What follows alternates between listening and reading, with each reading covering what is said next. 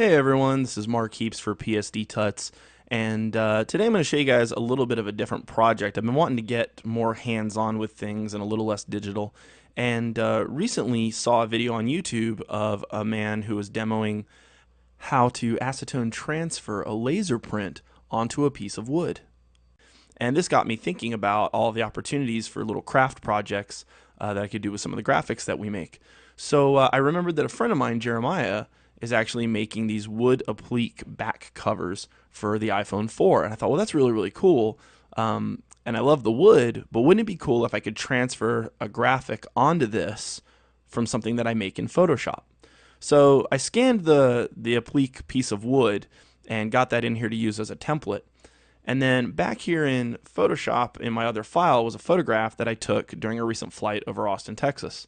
And, I want to be able to do something fast and effective. I don't want to spend all day producing this because I like the photo pretty much as it is, but I'd like to stylize it a lot because it's going to look cool when it's transferred onto that wood and some of that grain shows through. So I started experimenting with my favorite filter, which is Filter Forge 3. And it has a lot of great creative filters in it. And let me just show you a preview of some of these. Here's the engraving filter, which gives you a really, really cool look. And I thought about this, realizing that anywhere that's white on a laser print, the wood is going to show through. So this could actually be a really, really cool effect. But I'm not sure this is the one that I want. So then I started experimenting with the other creative filters, like the Roly Roly filter. And this one's really cool. It's kind of got that 80s stylization. There's little sparkles in here. I like the gradient. It kind of looks like a block screen print. And again, remember that anywhere that there's white, the wood is going to show through because there's no ink on a white for white areas of a laser print. I also went back to some of my favorites, which is a creative filter in Filter Forge called Dabber, and I just really like the illustrative nature of this particular filter. There's all kinds of different things that I could do with this filter. Let me show you where they're at in case you do decide to play with Filter Forge. You'll be able to see where these are accessible. There's another one with Dabber. So let me just turn these off real quick. I've got a duplicate of my photograph, and I want to show you guys where that's found. So I installed Filter Forge on my machine. Now it installs as an individual application, but it's also a plugin for Photoshop. So let me just go to Filter here, come down to where it says Filter Forge, and then I'm going to choose Filter Forge 3. This is going to launch the application. And then you'll see we have a big preview window over here on the right. We've got our categories of filters over here on the left. We've got the types of filters that belong to that category on the right here. And then down below, we've got some presets for each filter, controllable settings for that filter. And there's a wide array of settings depending on which filter you're playing with. And then the about is who actually made that particular filter.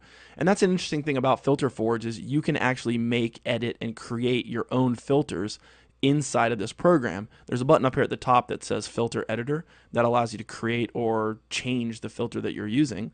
And if you want to just surf the site and find more, there's a link right here that says Filter Library, download more filters. So you have a lot of room to play with this. Now for me, I really want to get that quick creative illustrative effect to be able to use for the back of my phone applique. So I'm going to sort of look through here. And this is the one I was telling you about earlier, Roly Roly Color Stamp version 2 by Skybase.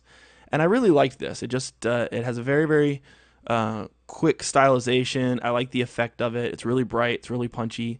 The presets give a really good indication of what it's going to look like, so it's pretty reliable. Some are a little bit more silkscreen stamp oriented than, say, like this preset, which shows a lot more of the photograph. So you can really have a lot of fun with this, and I think this is probably going to be the one that I go with, but who knows? I'm going to evaluate it once I actually get my prints back from the laser printer. Okay, so if I like this one, I could just hit apply. That's going to send the effect back to Photoshop. We can see it processing here. Now you can see that effect has been applied right here in Photoshop. So if I liked this, I could just copy this layer, or I can right click on the layer and say duplicate layer and tell it to go to the other file, which is my scan of the wood texture. I'm going to send that file over there. A little color profile mismatch here from my scan. That's okay. We'll just jump over there real quick And now I can see I've got my little applique as a template. I'm just going to use that. I'm going to make a selection of it by command clicking on the cutout I'd made earlier.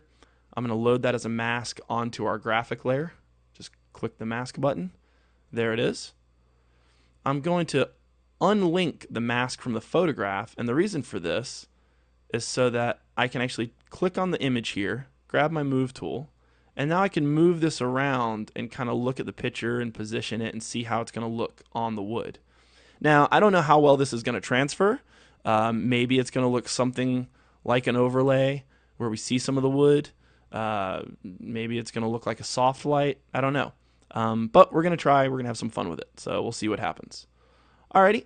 I'm going to go ahead and go make a print out of this, I think.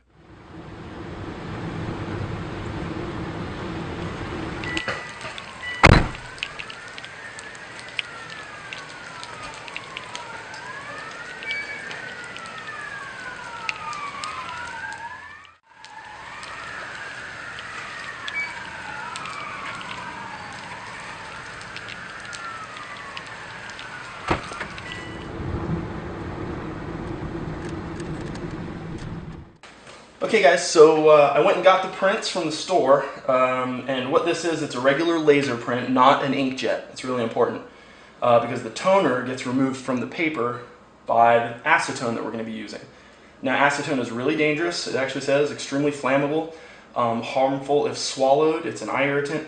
Main thing here is make sure you're in a well-ventilated area. I've got my windows open, I've got the fan on. Be real careful with this stuff. Okay, so laser print, glossy paper. Glossy paper actually makes it a little bit easier to remove. And what I've got is my iPhone 4 back cover wood applique taped down to the board, the paper lined up with it, and then taped at the top as a hinge. This is kind of like for screen printing, same sort of concept. What we're going to do here is pour the acetone on and then rub like crazy with just a regular metal spoon, applying a fair amount of pressure. Now I've done some tests on my board, and I liked the look of the Filter Forge 3 engraved print a lot better on the wood, so that's the one that I decided to go with in the end. Alright, I'm going to lay this down, pour on our acetone, and fingers crossed. Here we go. Okay, so there's my acetone. I'm just going to hold the paper tight, and I'm going to start rubbing like crazy. Now, you want to keep rubbing on here until you feel like the acetone has evaporated. And when you feel like it's evaporated, the paper will start getting a little dry and harder to rub. And that is when you sort of know like it's time to stop and lift it off of the board. So I'm just going to kind of keep rubbing around here. I do little small circles. That seems to have been giving us the best application with the other tests that we've done. It feels like it's starting to dry out. I'll give it just a couple more passes here. And then we'll see what we get. Again, try not to breathe this stuff in. It's pretty dangerous. Alright. That's pretty hard to rub now, so I'm going to lift it off, okay? Here we go. Alright. So there's my building on the back of my iPhone 4 cover. It's going to have some imperfections. The wood itself has some textures. It's not going to apply directly. But I've got that cool old engraving effect from the Filter Forge 3 filter in the Creative Filters section.